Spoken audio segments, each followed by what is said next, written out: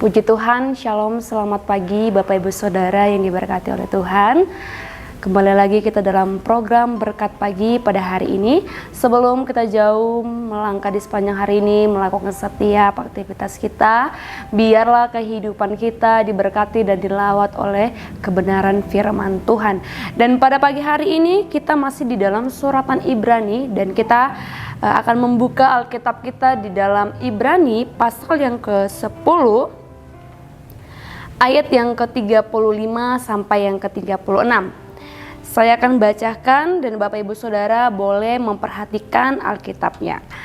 Baik, Ibrani pasal yang ke-10 ayat yang ke-35 sampai yang ke-36. Begini kebenaran firman Tuhan. Sebab itu janganlah kamu melepaskan kepercayaanmu karena besar upah yang menantinya. Sebab kamu memerlukan ketekunan supaya sesudah kamu melakukan kehendak Allah, kamu memperoleh apa yang dijanjikan itu. Puji Tuhan. Bapak Ibu Saudara yang diberkati oleh Tuhan, firman Tuhan datang kepada kita mengingatkan kembali mengenai kepercayaan kita kepada Tuhan.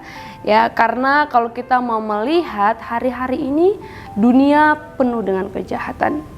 Ya, sesuai dengan modernnya sekarang, di zaman sekarang kita bisa melihat di media sosial ada banyak berita-berita mengenai perilaku setiap manusia di luar sana, bahkan hal-hal yang terjadi yang tidak sesuai dengan kebenaran firman Tuhan, ya.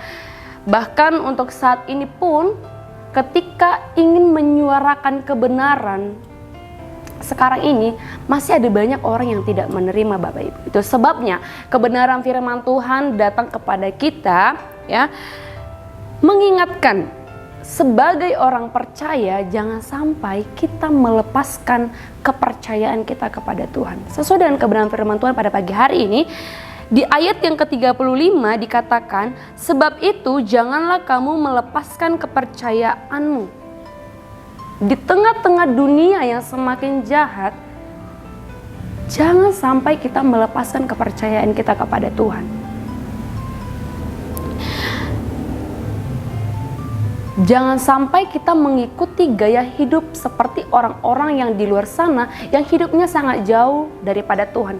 Itu sebabnya sebaliknya kita harus mempertahankan hubungan baik kita kepada Tuhan, mempertahankan kepercayaan kita kepada Tuhan.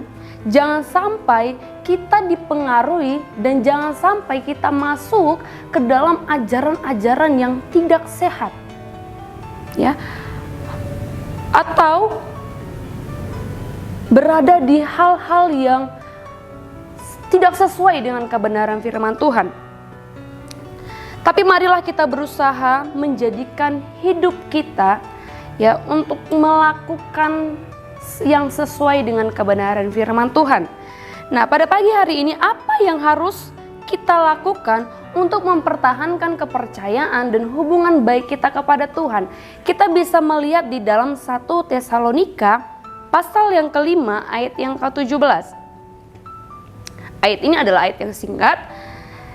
Di sana dikatakan kebenaran firman Tuhan, 1 Tesalonika pasal yang ke-5 ayat yang ke-17, tetaplah berdoa. Jadi poin yang pertama itu ialah tetaplah berdoa.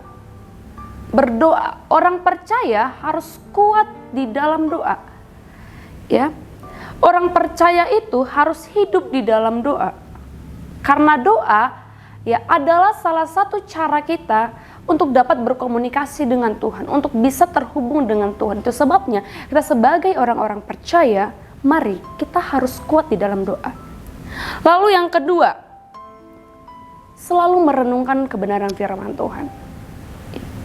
Luangkan waktu untuk kita boleh merenungkan kebenaran firman Tuhan. Lalu yang ketiga, mengingat perbuatan Tuhan.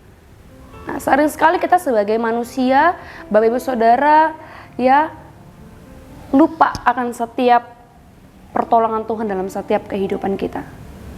Ketika kita sudah mendapatkan apa yang kita inginkan, kita lupa untuk mengucap syukur kepada Tuhan, kita lupa untuk berterima kasih kepada Tuhan. Tapi biarlah kita sebagai orang percaya selalu mengingat perbuatan dan pertolongan Tuhan dalam setiap kehidupan kita. Ya, saat keadaan ingin menggoyahkan kita, tetaplah memandang kepada Tuhan. Percaya bahwasannya Tuhan akan ada dan selalu ada dalam setiap kehidupan kita. Ya. Dan juga dikatakan karena besar upah yang menantinya. Saat kita mempertahankan kepercayaan kita kepada Tuhan, akan ada upah yang disediakan kepada kita. Tidak sia-sia. Ya, Bapak Ibu Saudara yang berkata, ada upah yang Tuhan sediakan. Ini firman Tuhan katakan. Lalu di ayat yang ke-36, sebab kamu memerlukan ketekunan. Apakah kita sudah tekun dalam melakukan kebenaran firman Tuhan? Apakah kita sudah menjadi orang yang sungguh-sungguh di dalam Tuhan? Ya, orang yang tekun itu adalah orang yang memiliki komitmen kuat untuk melakukan kehendak Tuhan. Sekali lagi, orang yang tekun itu adalah orang yang memiliki komitmen yang kuat untuk melakukan kehendak Tuhan. Orang tekun juga tidak mudah goyah, Bapak Ibu. Tidak mudah goyah, bahkan apapun yang terjadi, dia memiliki iman yang kuat. Lalu orang tekun itu tidak putus asa di dalam doanya. Selalu berdoa kepada Tuhan. Tidak ada kata putus asa di dalam doanya. Dan orang tekun itu selalu mengandalkan Tuhan.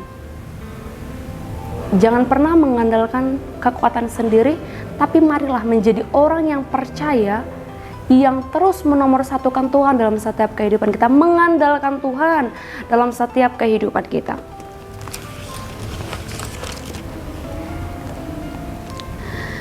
Ya, jadilah orang yang percaya, yang memiliki ketekunan di dalam Tuhan. Tekun beribadah, tekun berdoa, tekun merenungkan kebenaran firman Tuhan, dan menjadi pelaku-pelaku kebenaran firman Tuhan.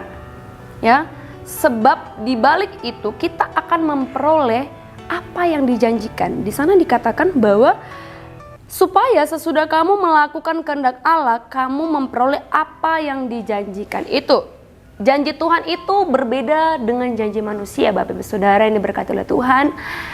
Kalau mungkin manusia ketika berjanji tidak sesuai dengan apa yang dikatakan, masih lebih banyak mengingkari. Tapi janji Tuhan, Tuhan tidak pernah mengingkari setiap janjinya. Ya, Tuhan selalu tepat dengan janjinya.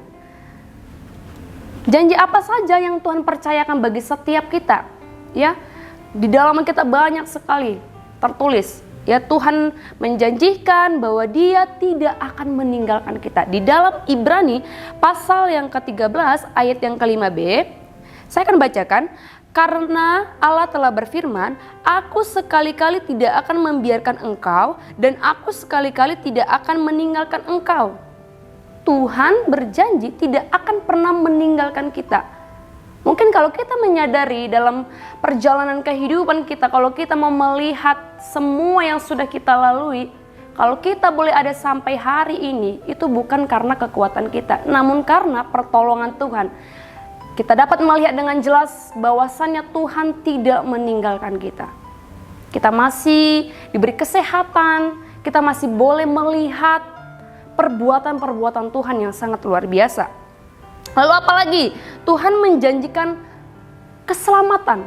Di dalam Yohanes pasal yang ketiga ayat 16, ya, di sana dikatakan karena begitu besar kasih Allah akan dunia ini sehingga Ia telah mengaruniakan anaknya yang tunggal supaya setiap orang yang percaya kepada tidak binasa melainkan beroleh hidup yang kekal. Itu janji Tuhan bagi setiap kita. Kemudian Tuhan menjanjikan perlindungan, berkat dan lain-lain sebagainya. Ada banyak saudara.